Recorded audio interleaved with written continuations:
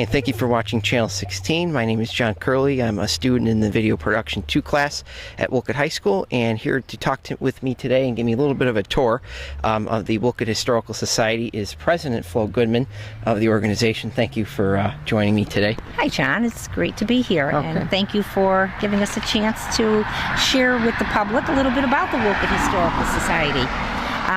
I've been a member of the Historical Society since 1985, but I've always had a love for Wolcott history. I grew up in the town, and as a third grader I can remember driving around town on the school bus, riding around I should say, and getting a little tour of the town and all about the history, and it just always stuck in my mind, and I just thought it was a wonderful experience, and I think it's great that we can maybe share some of this history with young children today and with adults in the town. Why else do you think it's important to preserve the history of our town in general? I think it's important because it gives you an understanding of where we've been and where we've come, how far we've come. And it also establishes pride in what we have. And that's a very important thing. You have to be very proud of where you live. And this shows us what we've done, what we've accomplished. We have two famous people that were born in this town, Amos Bronson Alcott up on Spindle Hill, and Seth Thomas, famous clockmaker. In fact, the house that I live in, he was born in. It's really too bad he didn't stay in our town, but he ended up leaving and going to Plymouth Hollow, and that's where Thomaston comes about, because that's where all his clocks basically were made. Okay, hi John. Before we go inside the building, I'd really like to just show you a little bit about the outside of the building. This building replaced a wooden structure that burned, and this particular structure was built in 1921. The granite that was used to build this structure was taken from the Wakely Granite Quarry, which was down around Sharon Road. This part of the building, all the way up to about here, is where the original building was. And then in 1898, they put an addition on this school, and they added this back section and this little wooden section, which served as the coat room for the students. Our outhouse, which is up on the hill, up here, has been moved. It wasn't originally up there. I'm really not sure exactly where it was. I think it was a little closer to the building. I just wanted to mention that our little outhouse that's up on the hill is going to get a little renovation also. We have a student in town, Kevin Jacobson, who's working on an Eagle project, and he's chosen to renovate the little outhouse. He's going to clean it all up. He's going to improve the little stone wall that's down here, make a nice path going up to it. So probably next fall is when he'll really start working on it, but that'll be a big accomplishment, and I'm very happy that we're going to be able to preserve our little outhouse. Loretta Leonard, who is 98 years old and is still alive and lives in Wolcott, graduated from this school in 1929. She went through 7 grades here, and she did so well she skipped a grade and then went to high school in Waterbury.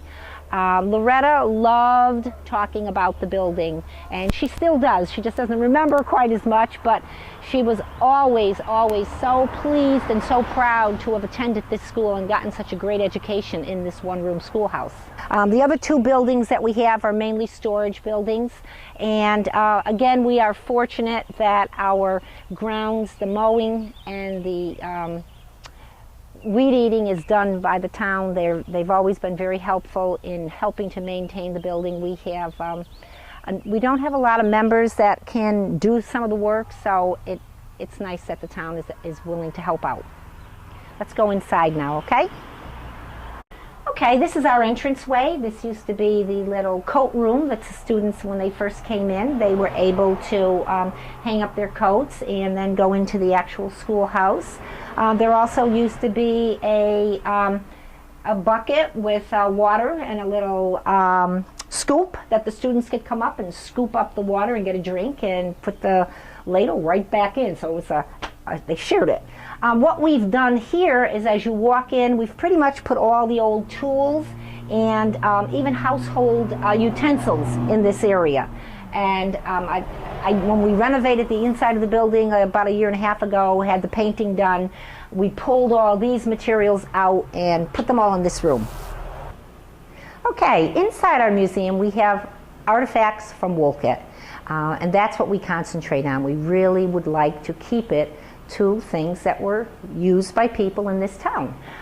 We have two beautiful old quilts that are hanging at this point in time. They're referred to as friendship quilts. One is an autograph quilt and one is a signature quilt. The difference is one of them just has signatures of residents that made the quilt. The other one has little sayings written on it, and that particular quilt, the autograph one, was like an autograph book. And if someone had a special occasion, they were getting married, had a baby, were moving away, people would make the little squares and then they would write a little something on them for that person. When you look at the signatures, you'll notice they all look similar. Normally what they would do is they would have one person that had really nice manuscript or cursive writing do the writing, and that's why they look so nice. We have a lot of war memorabilia. We have some Civil War memorabilia. We have American Revolution. We have some World War I, World War II. We have a lot of nice photos from the museum. We have glassware that was from well-known Wolcott residents. I have to say that our schoolmaster desk that we have here is not from Wolcott. It's similar to what a schoolmaster's desk would have looked like in these early one-room schoolhouses, but this one came from somewhere else and was donated. And all of our artifacts are donated from members, previous members, people that just wanted to share the information. We have a nice collection of old school bells. We have a drum. Originally, the Wolcott Volunteer Fire Department had a drum band, had a marching band, and so that's what that's from.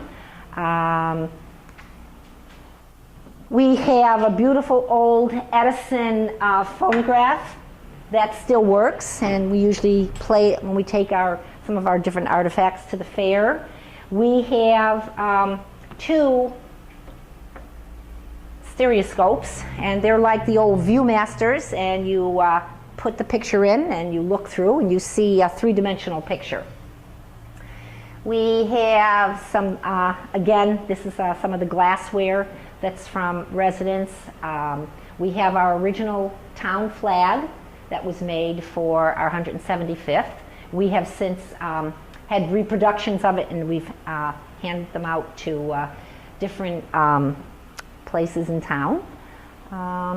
We have Minnie Burgeon, who was a town clerk in our town for many, many years. We have her old typewriter that used to be in the town clerk's office, and a little article about it. Okay, next we have this beautiful old 1860 flag. It has 33 stars on it, and you could notice the shape of the stars. You can almost see a circle there with two on the edge, and it's really quite interesting. We have some musical instruments from residents that, very early residents that use the instruments. We also have a beautiful drum from the Mattituck Drum Band, because at one point in time it was the Farmingberry Drum Band, and it originated here in Wolcott. Further down, we have a very nice collection of milk bottles. And they're all, I've just brought them back from the Wolcott Library. We had a display at the Wolcott Library for the month of May on old milk bottles in town, and a listing of all the old farms that were in Wolcott. We also have a beautiful collection of arrowheads that came from Wolcott.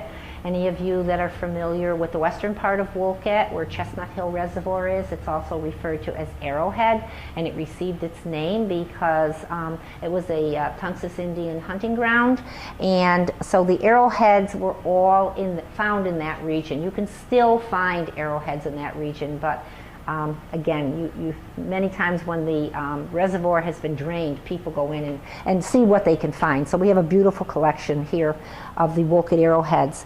We also have some Civil War memorabilia down here. We have some powder horns. We have an old cannonball, papers from some of the soldiers that young students, when they come in, always are intrigued by that. This next area is, I've tried to concentrate it on children's toys. So we have some little old baby stroller, we have a little rocking chair, several little rocking chairs, we have a little dresser that would be for a doll. We have a beautiful old fire truck, it's a pumper truck, a couple more dolls, a couple games, and then ink wells that were in some of the desks in the schools. More clothing that belonged to young children, a little cradle, some beautiful baby clothes that are still in fairly good shape, and then another old buggy. This is a child's buggy. Okay, and we also have a couple old spinning wheels and yarn counters. So once they made the yarn, then they could put it on this skein wheel, turn it, and just ravel it around and keep it in some kind of like a skein. And then we have a couple student desks that were from schools in town. And on the desks, we have a couple little slate boards, which aren't old ones, I don't think so. One of them might be, but I'm really not sure how old it is. And then we have a couple interesting, I always find this ruler interesting. This was from Clarence Atwood. Clarence loved sharing local history with us, and every time he would share something with me, he would give me something. And this is from 1902, and the reason why I know is because there's a 1902 calendar on the back side of it, so students would have a ruler like this. It would give them their calendar for the year. And then at the end here, it has a sharpener, so you could stick your pencil on here and sharpen your pencil, because everybody had, at that point in time, lead pencils. And then he also gave us this great little, it's a little pencil box, and I call it a pencil box, but it's truly not. It's really more for your pen with the quill point, and so you'd have your pen in here, and then you'd also have your little points in here, and then it closes up very nicely, and you must be putting it backwards. You can open it up this way on top, and this is where you can also store more of the points and a pencil and another pen. So that's really, and it's very pretty. So that's about it. We have a lot of old books too. There's so many things that we have. We can't display them all, so we try to organize it so that we can rearrange some of our displays from time to time. We are working on getting a few more display cases. In fact, we're waiting for 2 more to come in. So that's about it. I hope that maybe we can get more people to come in and really get a closer look at our museum, because there are a lot of interesting things in here. And I think most people that come to visit the museum are shocked at what we have, and they walk away saying, wow, I didn't know we had that. And it's fun. It's wonderful to be able to preserve it for our town. Thanks.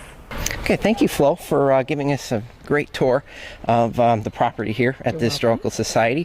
And do we have any events coming up here? We do. June 14th, Flag Day, is Connecticut Open House Day, and our museum will be open that day, all day. It will be open from 9 to 3, and we will have all our displays available. Hopefully, if the weather's good, we'll have outdoor displays also.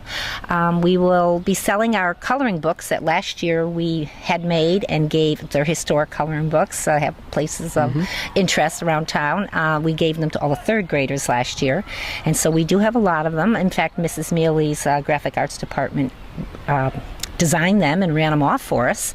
So they'll be on sale. And then we're going to be giving away free bookmarks for residents that come in, and I think it'll be an enjoyable day. Do you have any events like during the winter time or the fall as far as fundraisers? We do, and I forgot about another summer fundraiser. We have our garden tour coming up in July. It's the Saturday after the 4th of July, and right now I'm just thinking, is it the 7th or the 14th? But I'm not sure. That is on our website, and it is on my monthly articles that I write in the Wolcott News. I'm always advertising there.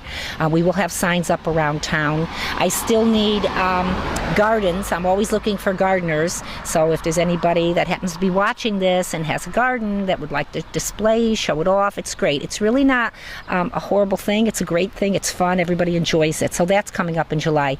And we use those funds from there for our scholarship. And I'm happy to say that, John, you were a recipient of our scholarship this year. Last year, we actually had 2 recipients who will be getting their checks this year. So that's great.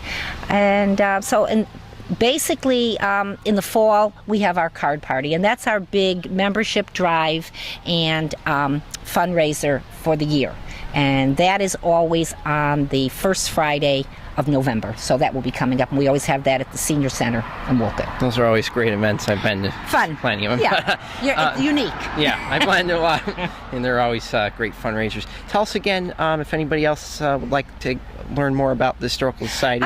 Thank you. They can, if you want to come in and have your own little tour of the museum, because we do private tours, you can give me a call, Flo Goodman, 203-879-9818, or you can email me and ask me. My email is always on the WolcottHistory.org website, or you can go to our Facebook page and you could put in a request that way too.